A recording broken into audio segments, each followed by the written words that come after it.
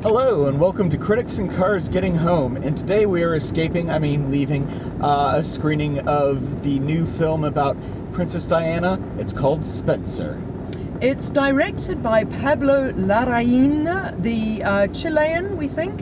Yes. The Chilean director of the film about Jackie Kennedy, Jackie O, that came out a few years ago with Natalie Portman, which I really loved. Some people didn't. Apparently that was divisive. So this time he's put Lady Diana Spencer, by the time she is the Princess of Wales, in his sights.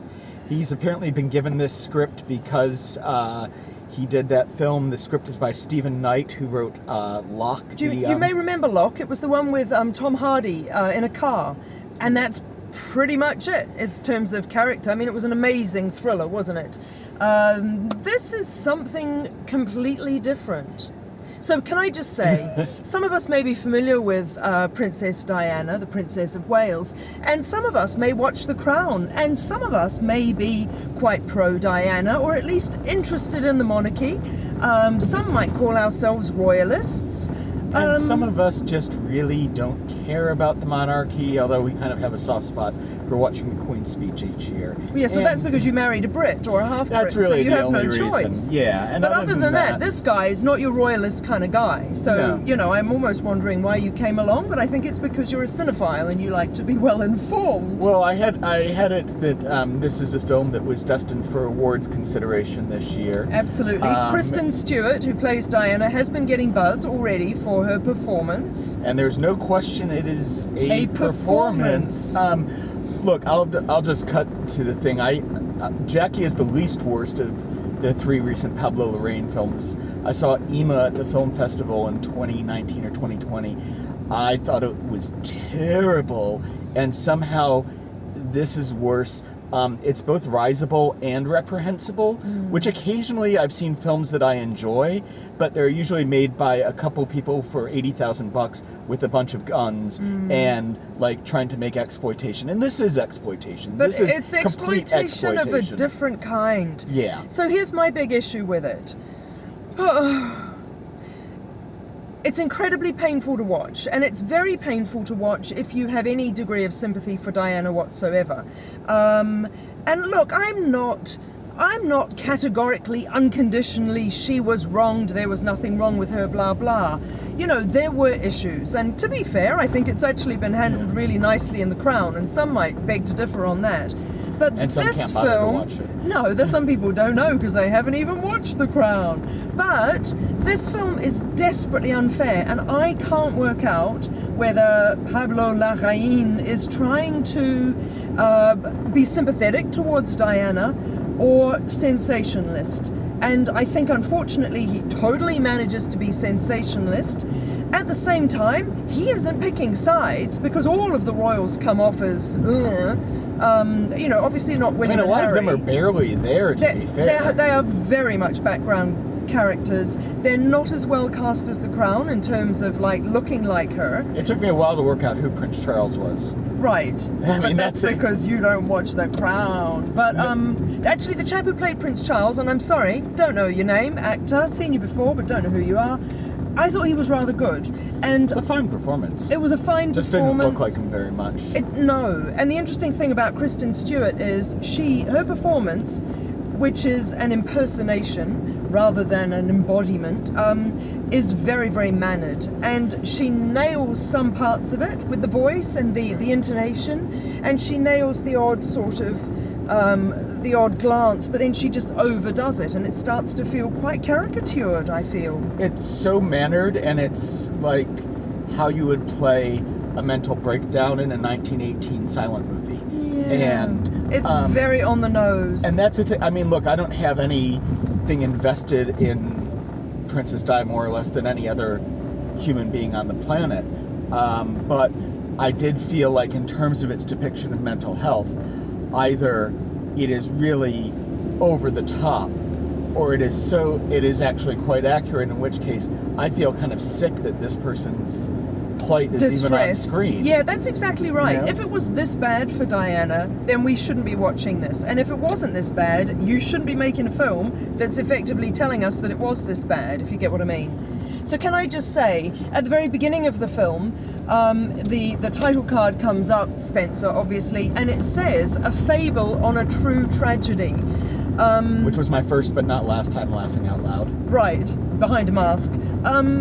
And it is a fable. I think one of the very, very on the nose, and to my... And look, I don't know much about history, guys, but the one portion of history that I know quite well is Henry VIII and his 6 wives. And some of us may know that Anne Boleyn was his second wife, and they were passionately in love for a period, not a very long time.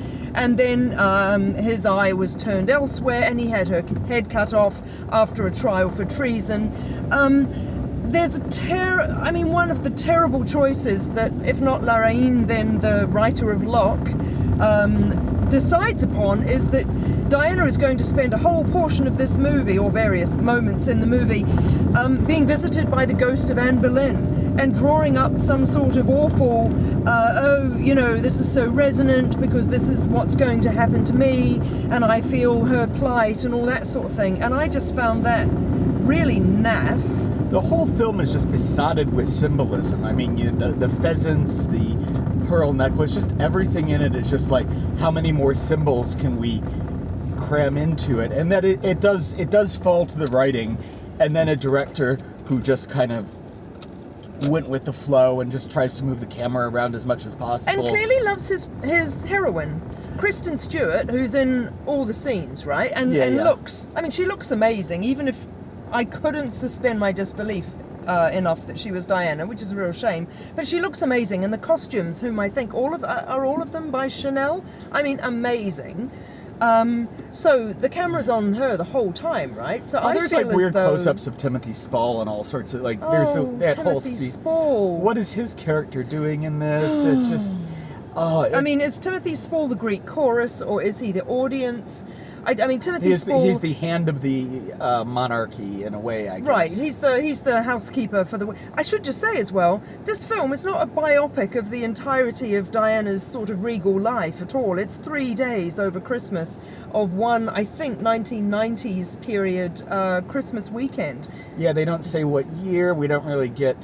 You can tell a little bit from the costumes, I suppose. A little bit, although, yeah, I mean, but the thing is that you just have to know, and if you know, why are you going to this? You're going because you want to learn something about Princess Di rather than have it put through this strange elaborate filter. charade and filter and all this ham-handed writing.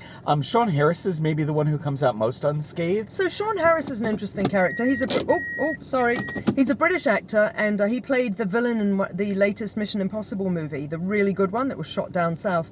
And he plays the head chef in the kitchen. He's a confidant of Diana, and it's interesting because, of course, they play up so much. This is not a spoiler. They play up so much her eating disorder. And her real challenges with food, which is really unpleasant and unkind and unfair, even if moderately true.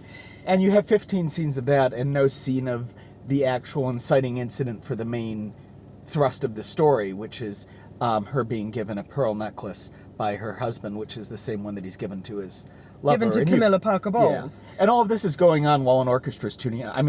Johnny Greenwood's score, which I loved his score for Power of the Dog, and I have no idea. It's relentless. It is hammering away. It's not as dissonant as a lot of the stuff that he's done for Paul Thomas Anderson. Yeah. But it's dissonant enough to make you feel desperately uncomfortable. And it's like, and you're watching Kristen Stewart throwing up in a toilet bowl in actually a beautiful bathroom. Love the bathroom. And it's like, we get it. You know, why are you making me feel even worse watching this film? It's very peculiar. I will say that by the end, there are some choices that are so bald-facedly bad that it did bring me a little bit of entertainment. So it wasn't a complete waste of my time, but I'm still going 1 star on it. 1 star? I don't even know what I'm doing with it, to be honest. It's the sort of film that will polarize anybody who watches it, but I actually think it's mostly going to upset the people who think that they're going to see a Diana film.